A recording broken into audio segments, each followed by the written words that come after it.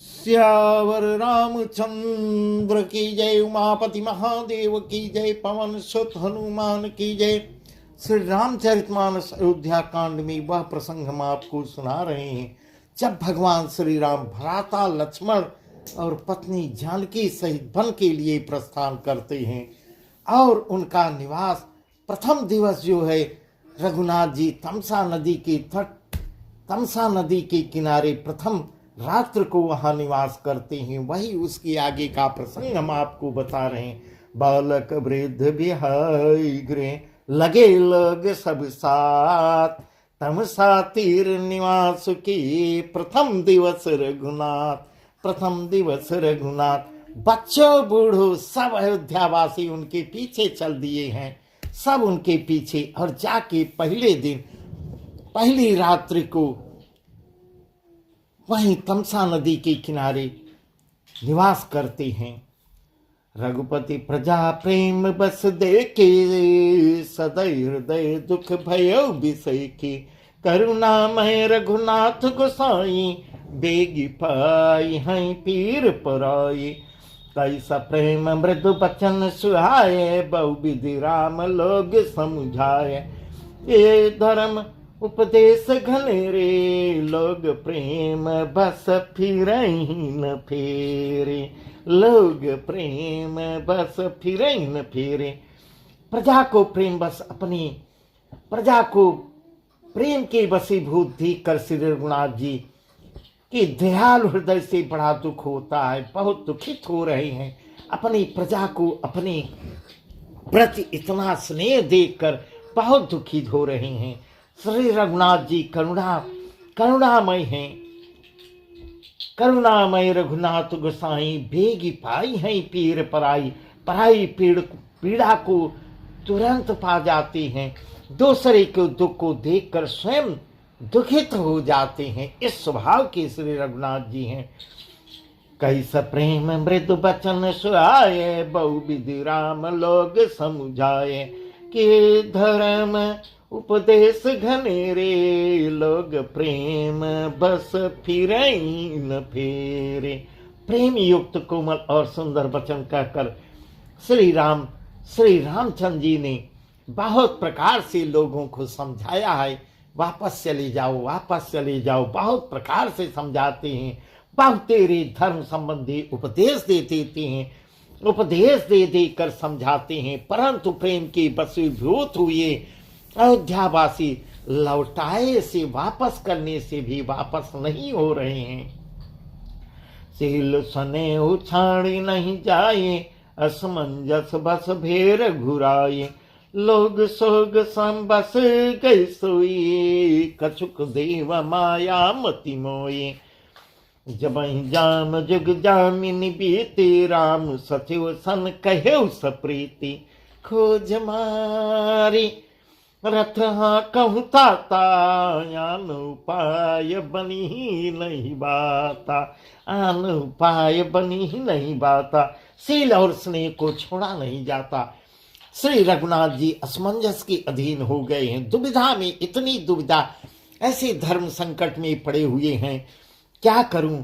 शोक और परिश्रम थकावट की मारे सभी लोग कुछ देर सो जाते हैं। इतने थके हुए थे, इतना पैदल साथ साथ चले थे, सब थक गए हैं और थके हुए लोग सभी सो जाते हैं, थकावट की मारे सो जाते हैं। कुछ तो देवताओं की माया भी लगी हुई है जिसके कारण सो गए, उनकी बुद्धि मोहित हो गई है। जमहि जाम जुग जामिन बीती, राम सचिव सन कहे सप्रीति।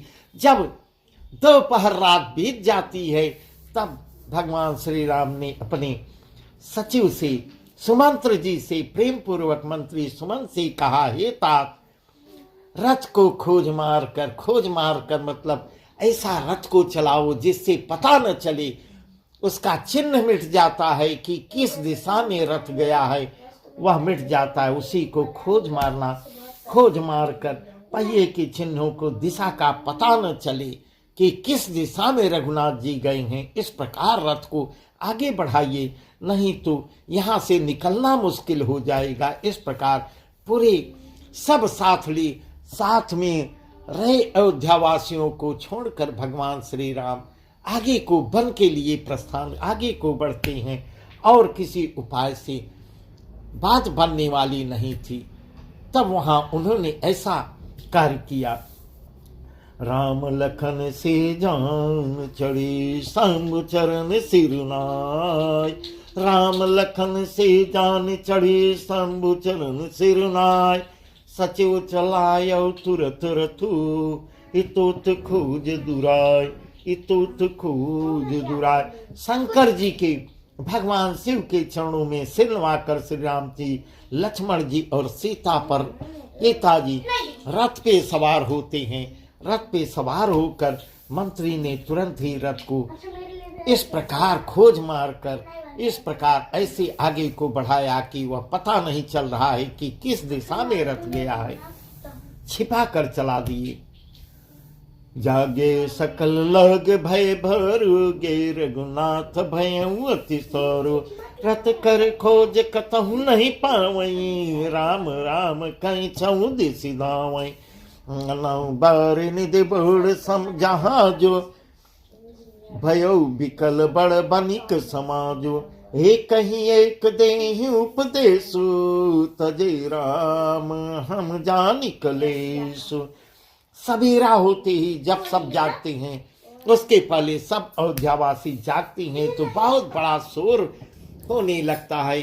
श्री राम जी कहाँ गए, श्री राम जी कहाँ गए, लक्ष्मण जानकी श्री राम जी सब कहाँ चले गए। इस प्रकार वहां कोलाहल होने लगता है। कहीं रथ का नहीं दिखाई नहीं दे रहा है, कहीं रथ का पता नहीं चल रहा है, किस दिशा में गए हैं यह भी नहीं पता चल पा रहा है। हा राम पुकारते हुए चारों ओर पागलों की तरह दौड़ रहे हैं। ननहु बार निधि बोल जहाजो, भयो विकल बड़ बनिक समाजो, एक ही एक दे उपदेशु, तजे राम हम जान कलेशु। मानो समुद्र में जहाज डूब गया हो, इस प्रकार हाहाकार मचा हो कि जैसे समुद्र में जहाज डूब जाए, जिससे व्यापारियों का समुदाय बहुत ही व्याकुल हो उठता है, वही दशा वहां पे साथ में गए लोगों की है। जैसे वे एक दूसरे को उपदेश दे रहे हैं कि श्री रामचंद्र जी ने हम लोगों को क्लेश, हम लोगों को श्री राम जी ने हम लोगों को क्लेश होगा यह जानकर छोड़ दिया है, यह जानकर छोड़ दिया है। इस प्रकार आपस में चर्चाएं कर रहे हैं। निंदहिया पुसराहि में नाधिक जीवन रघुवीर विहीना, जो पै प्रियोग विधि कीना, तो कसमरन न मागे दीना। यही विधि करत प्रलाप कलापा, आई अवध भरे परितापा। बेसम वियोग न जाय बखाना, अवधिया सब राखई प्राणा। वे लोग अपनी निंदा करते हुए स्वयं अपने आप को धिक्कारते हुए मछलियों की सराहना कहते हैं कि श्री राम जी ने के बिना हमारे जीवन को धिक्कार है। विधाता ने यदि प्यारे का वियोग ही रचा तो फिर उसने मांगने पर मृत्यु हमको क्यों नहीं दी। जो पै प्रिय वियोग विधि कीन्हा, तो कस मरण न मांगे दीना। मांगने पर मृत्यु क्यों नहीं देते। ए विधि करत प्रलाप कलापा, आए अवध भरे परितापा। विषम वियोग न जाय बखाना, अवधि आस सब राखई प्राणा। इस प्रकार बहुत से रोते बिलपते हुए प्रलाप करते हुए वे संताप से भरे हुए अयोध्या को फिर वापस आ रहे हैं। वापस अयोध्या आते हैं। उन लोगों के विषम वियोग की दशा का वर्णन जो है तुलसीदास जी भी नहीं कर पा रहे हैं। कितने व्याकुल हैं, कितने असहाय अपने को मशहूर कर रहे हैं, इसका वर्णन तुलसीदास जी भी नहीं कर पा रहे हैं। इस प्रकार भगवान श्री राम से अयोध्यावासी प्रेम करते थे। 14 साल की अवधि की आशा से अब एक ही केवल उम्मीद लगाए हुए 14 वर्ष की आशा से वह जीवन व्यतीत करेंगे कि 14 वर्ष एक एक दिन के इसी प्रकार हम लोगों को प्राणों को बचा के रखना है। रघुनाथ जी आज आएंगे, कल आएंगे, एक एक दिन कम होगा। राम दरस हित नेम व्रत लगे करन नर नार। मनह को की कमल दीन बीन तुम्हार। सब स्त्री पुरुष श्री रामचंद्र जी के दर्शन के लिए नियम और व्रत करने लगती हैं और ऐसे दुखी होते हैं, ऐसे दुखी हो गए हैं जैसे चकवा चकवी और कमल सूर्य के बिना दीन हो जाते हैं। सीता सचिव सहित दो भाई। इधर जो है अयोध्यावासी, तो अयोध्या को उनके पास कोई और दूसरा सहारा नहीं था। फिर अयोध्या तो लौट के वापस आते हैं। उधर श्री राम जी सीता सचिव सहित दो भाई श्रृंगवेरपुर पहुंचे जाए। उतरे राम देव सरि देखी कीन दंडवत हर सुबिसेखी।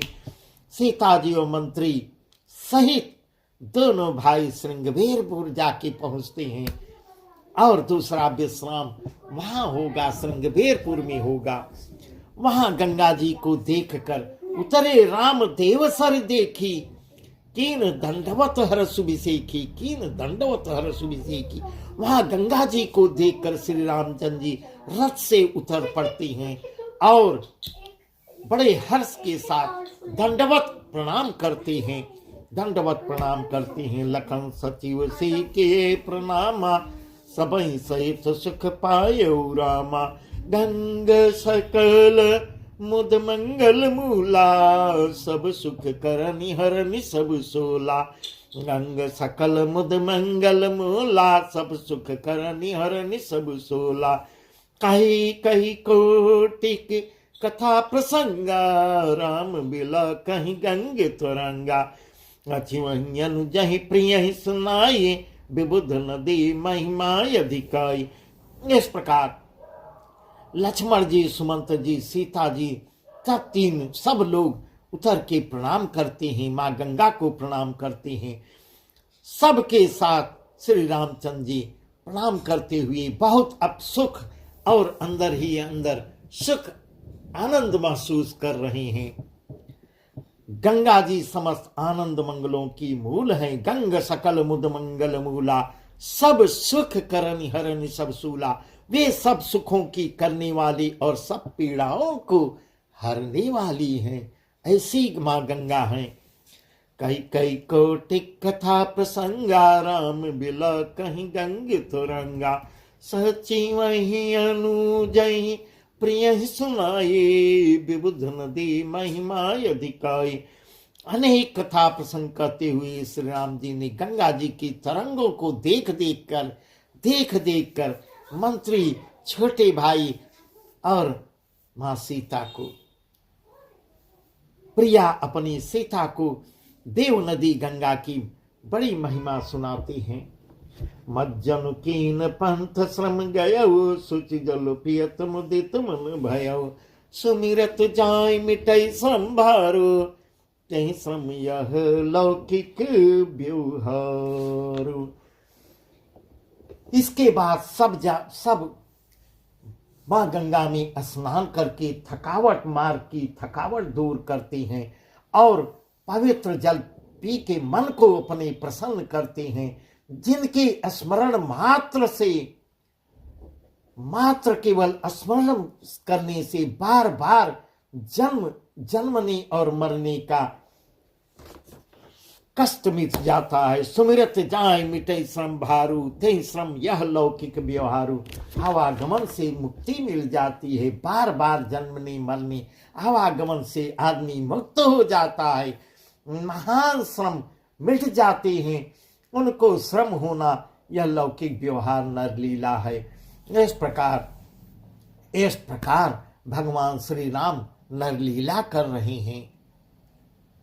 गंगा जी भी तो उन्हीं के चरण कमलों से निकली हुई है।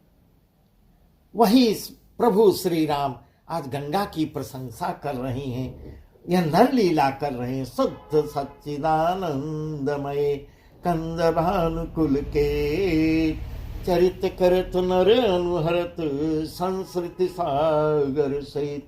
यहाँ तुलसीदास जी ऐसा कर रहे हैं। शुद्ध प्रकृति जन्म त्रिगुणों से रहित मायातीत दिव्य मंगल विग्रह सच्चिदानंद कंद स्वरूप सूर्य कुल की ध्वजा रूप भगवान शुद्ध सच्चिदानंदमय कंद भान कुल की सूर्य कुल की ध्वजा रूप भगवान श्री राम जी मनुष्यों के सदृश ऐसे चरित्र करते हैं। एकदम जैसे मानव साधारण मानव करता है वैसे भगवान श्री राम भी कर रहे हैं, जो संसार रूपी समुद्र के पार उतरने के लिए पुल के समान है, पुल के समान है। उसके चरित्र का वर्णन।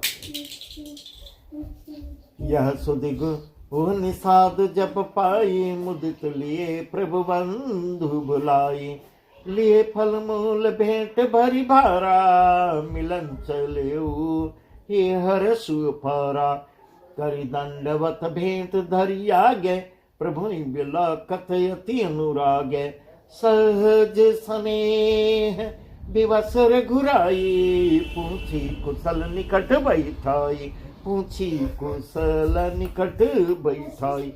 यह खबर जब निषाद राज गुह पाता है, गुह ने जब यह तब आनंद से आनंदित होकर उनके उसने अपने प्रियजनों भाई बंधुओं सबको बुला बुला कर आगे को बढ़ता है कंदमूल फल लेकर के, और वहां जाता है जहां भगवान श्री राम विराजे हुए हैं। उसके हृदय में हर्ष का पार नहीं था।